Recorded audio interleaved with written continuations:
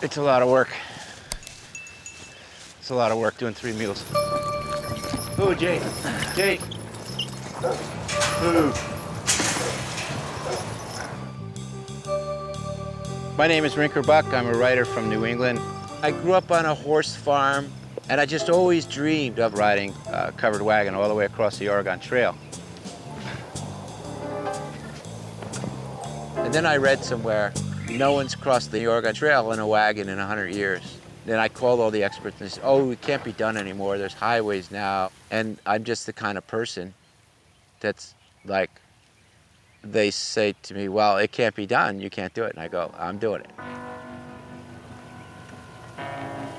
Get up, Gene, get up.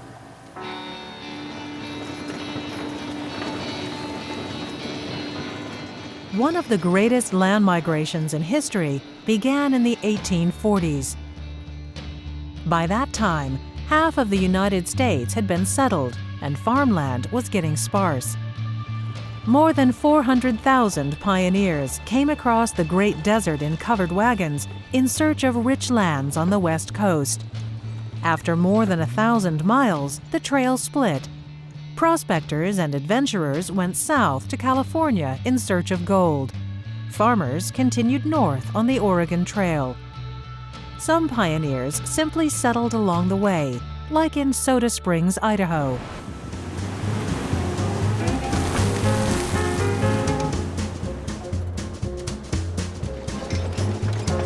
Easy.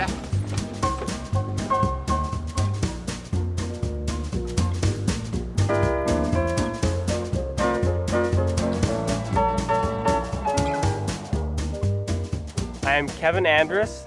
I live and work here on Andrus Ranch on Old Oregon Trail Road in Idaho. My name is Ken Andrus. I live on the Andrus Ranch.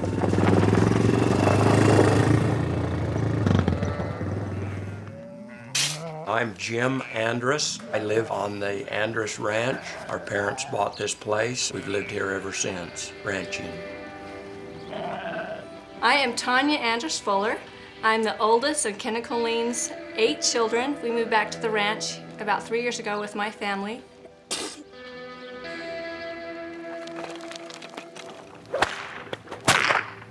Our father's grandfather was a Mormon pioneer, and they emigrated from the Midwest, from Nauvoo, Illinois, to Utah. Utah is the place they should settle and make the desert blossom as a rose, which they did. And southern Idaho, where we live, is kind of an extension of Utah. Although you might not be able to tell because I'm not wearing my cowboy hat, but I am a cowboy.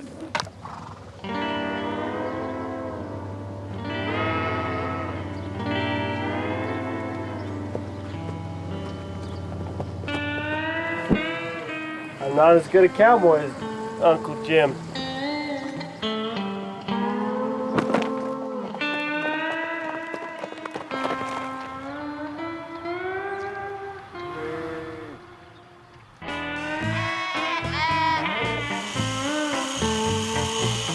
You don't have to teach our kids to work. Work is a necessity and they just naturally learn it. And that's a good trait to have when you go into life on your own. This was just desert and They- sagebrush, ugly. They wanted to go to Oregon because that was the end of the rainbow, and here is just part way, and it's mountains and steep and not, the winters are hard, we get a lot of snow and a lot of frost, and the summers are short. So it's more pioneering and a harder life than my perception of what is in Oregon.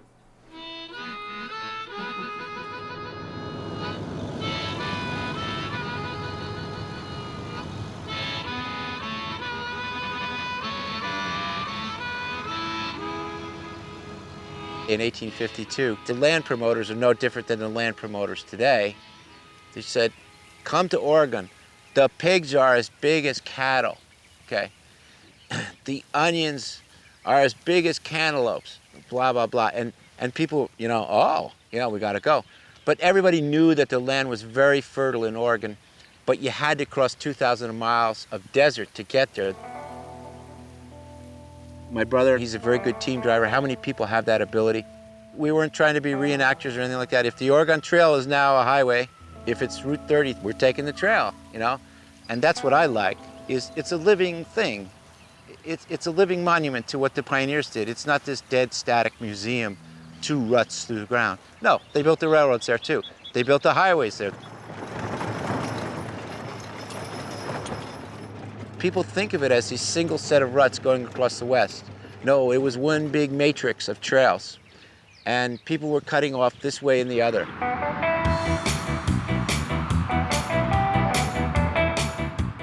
Over time, the pioneers discovered easier routes and shortcuts. Years later, the railroad simply followed those paths. Settlements grew around the tracks.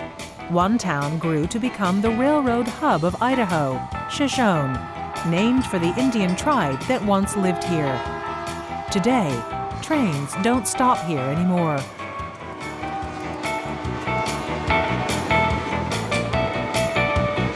When I was growing up, we didn't have the arms.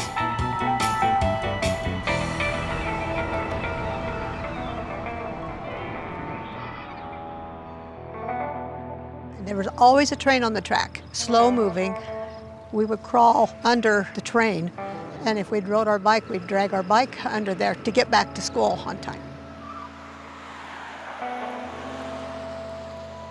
I'm Davida Dilly Whitesell, and I grew up here in Shoshone, and this is Main Street, the widest main street in the USA.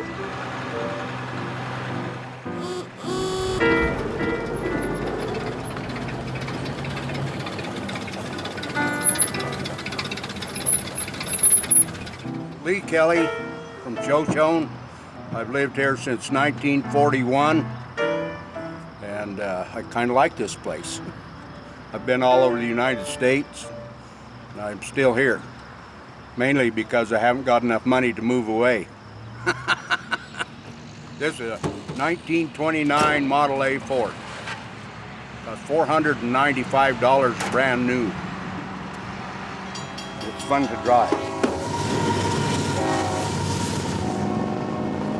I'd like to see it get back up so there's a little more businesses on Main Street here. And there used to be 7 bars in Shoshone, and there's only 1 now. So. My dad was the barber here, and his barber shop's right over there.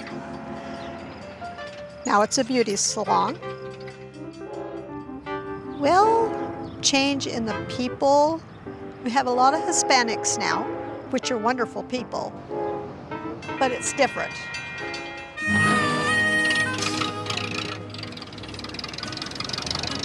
In Shoshone's glory days, it was famous for ice-cold beer, long before the invention of the refrigerator. The reason is a wonder of nature just outside town.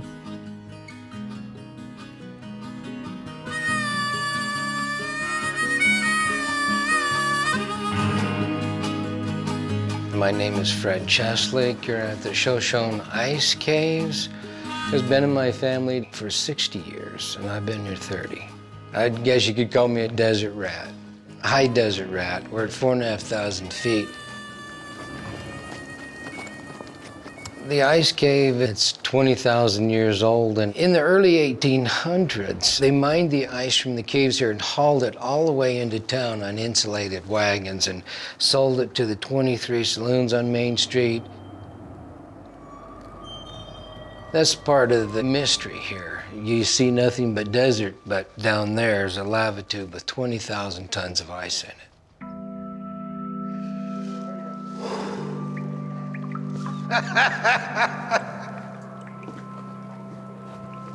We've had a few ice skating parties in here. My cousin, they took some pictures of her ice skating down here.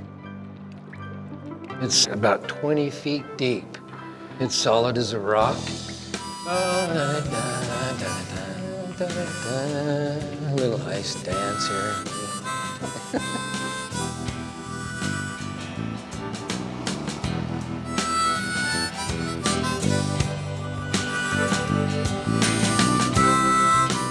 Route 30 follows in the tracks of the Oregon Trail from Idaho into eastern Oregon. Today, it is a comfortable ride, but the pioneers could barely make 10 miles per day.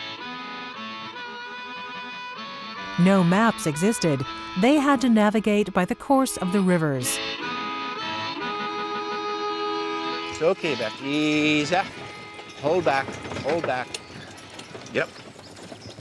These are the original ruts of the Oregon Trail. Their oxen and their mules were digging in heavily. Their wheels were digging in heavily because they have a lot of burden to pull up the hill. My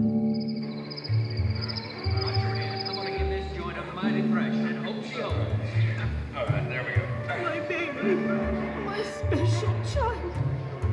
Oregon was for you.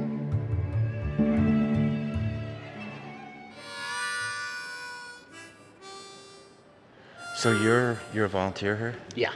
I've been a historical interpreter for probably 40 years. My wife says that I'm the only 68-year-old man that gets to play dress up. As they came across the prairies, especially in places like Nebraska, very sandy, the teams were wearing down. So that's when they started throwing things out of the wagons. You could navigate to Oregon just by the debris field. Right.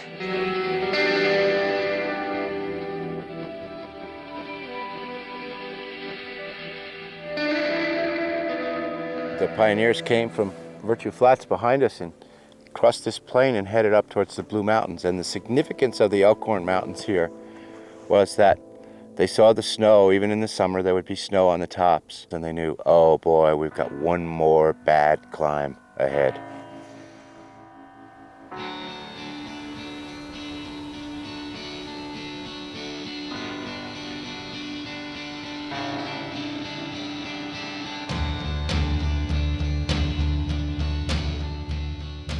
Baker Valley in eastern Oregon was the first green the pioneers saw after many weeks of desert, but most of them chose to continue their journey west. Some years later, gold was discovered here, and a town sprang up along the Oregon Trail, Baker City. We brought the mules right down Main Street here, coming into town. And we got here after a 4-month struggle, and our wheels broke and our axles broke and all kinds of problems happened. And Baker City was our goal, and it means a lot. It's very emotional to come back here. It's where we ended our trip and proved to ourselves that we could do it. The pioneers continued west on the Oregon Trail. For 4 months, they had battled the heat of the desert, and many lost their lives to cholera. Now they had to master the most dangerous part of the journey, navigating one of the largest waterways in the country, the rapid Columbia River. The first explorers to discover that this waterway led directly into the Promised Land were the American officers Lewis and Clark. The discovery made them famous, but they were far from being the first to take to the river. Today, the Columbia River is the border between Oregon and Washington State. The first comers did come into our area of Amilpa. They were welcomed in friendship and helped along the way, fed, because they were actually really poor and hungry and scraggly looking. And our people helped them. What did you do to it? Just did something wrong. Thank you. I'm Brown Skodjim Jr.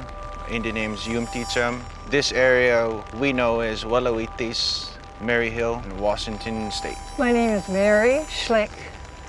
I'm sitting here at Mary Hill Museum on the lawn.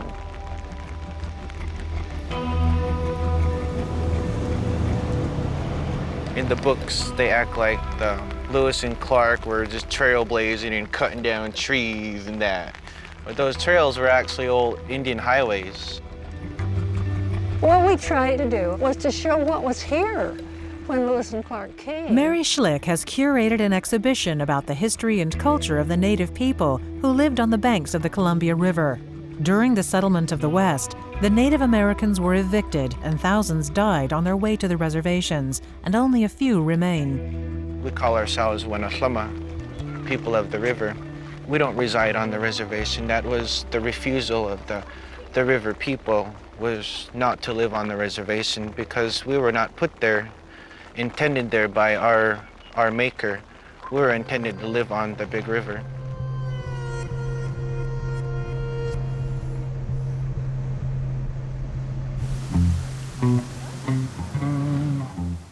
When the pioneers came, they immediately saw the forest as a source of income. In the first half of the 20th century, more than 200 sawmills sprang up in the area. Many towns developed around them, such as Klickitat in Washington state.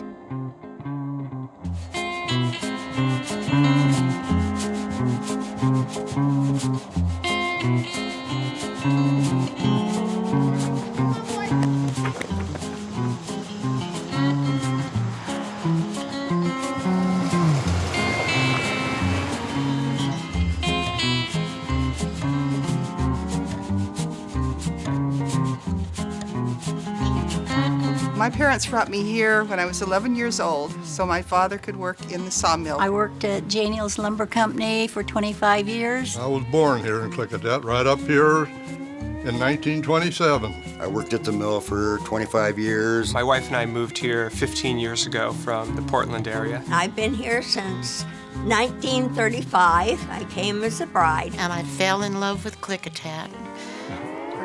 Hi, I was sleeping.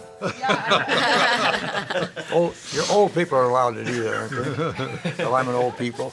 When the lumber mill started, that's what drew people here. Yes. I was the fourth generation in my family to work at the lumber mill.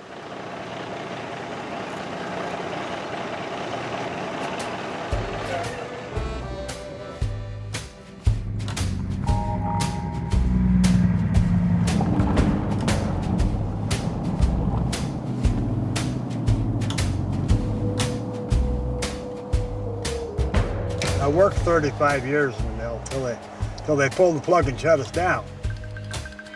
That was my job, loading trucks and rail cars, shipping lumber out of this Klickitat sawmill. So I've seen a lot of boards go down the road over the years, you know.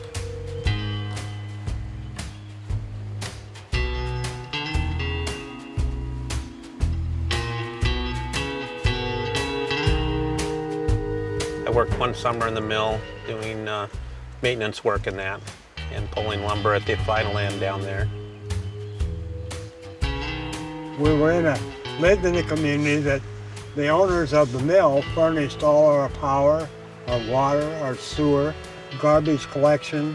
Everything we had was right here. In the 1960s, the lumber industry started to decline. Wildlife protection played a big role. The northern spotted owl was declared endangered and its habitat shut down for logging, the end for many sawmills. From my point of view, you know, the good Lord gave birds wings for one thing. If they can't survive here, they're going to fly over there and survive over there, you know. They don't need to be protected. And the barn owl has taken over the territory where the spotted owls were living, and they were killing their young, and you know, so they're doing more damage than the loggers ever did to the spotted owl. You know?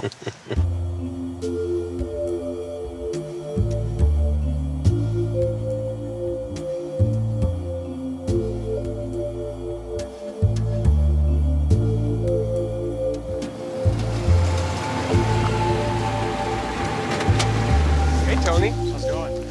Got some fish for you. All right, cool. Wow, what is that? Very nice. 10-pounder? At least. Thank you. Yep, no problem. That's super. Let us know when you get some more. All right. My name's Scott MacDonald, and I live in Klickitat, Washington. And I'm Rebecca Bashar, and I live in Klickitat, Washington. And this is our daughter, Cyril. We really felt like Klickitat would be a village if it had a cafe and a bakery. And so finally, after maybe 10 years, we decided to open it.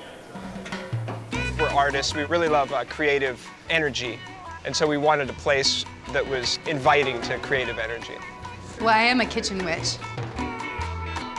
Hi, guys. I am going to make you something delicious. Do you like chocolate? Thank you, Cyril. That's good coffee. Our little barista. we need to keep her.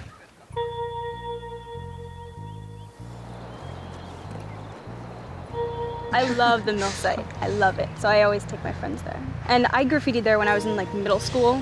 We took them there. You know, the question came up, do we want to be another industrial site? And we had an opportunity to do that. Or do we want to try a different path?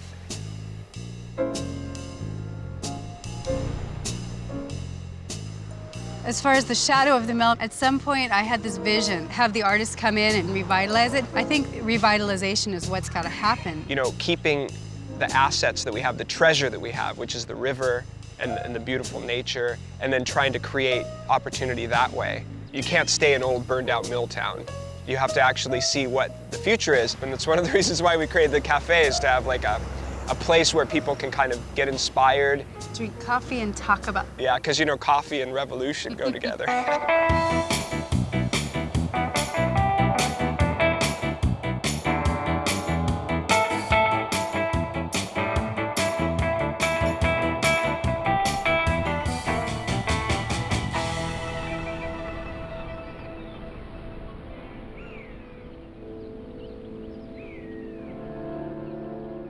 Mount Hood, the mighty volcano which towers above western Oregon. When the pioneers saw its snow-covered peak, they knew they'd nearly made it. Around the mountain lies some of the most fertile land in the United States. In order to get up here where we are, you drive through about 15,000 acres of producing commercial orchards. Sit, sit, sit, sit.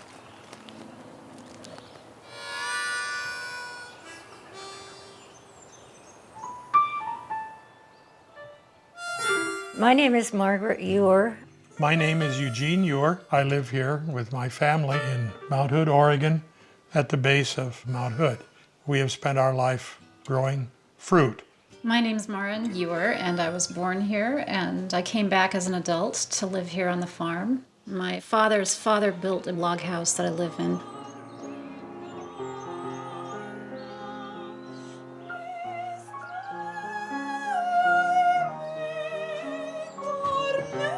I lived in Berlin, and I was a classical musician singer there for about 6 years. I immediately after graduating from high school went directly to a city. But I found after living in several cities that I really just wanted to come back here.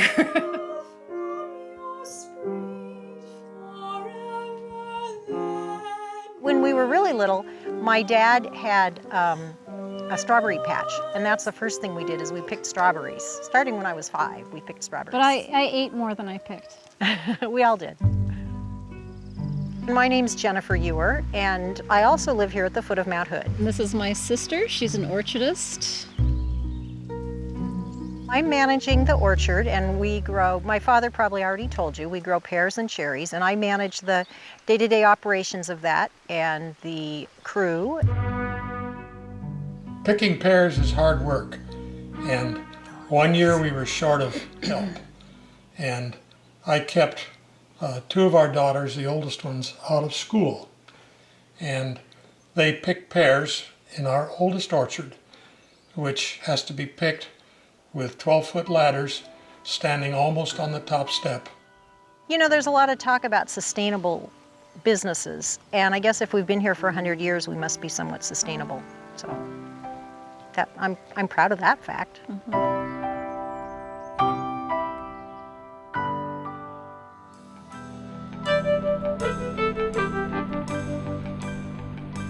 I'm glad that I get to grow food for a living. I feel really lucky that I get to do that. Life on the ranch is great, but some days it makes you feel like this. You just can't help it some days. Welcome to the Northwest.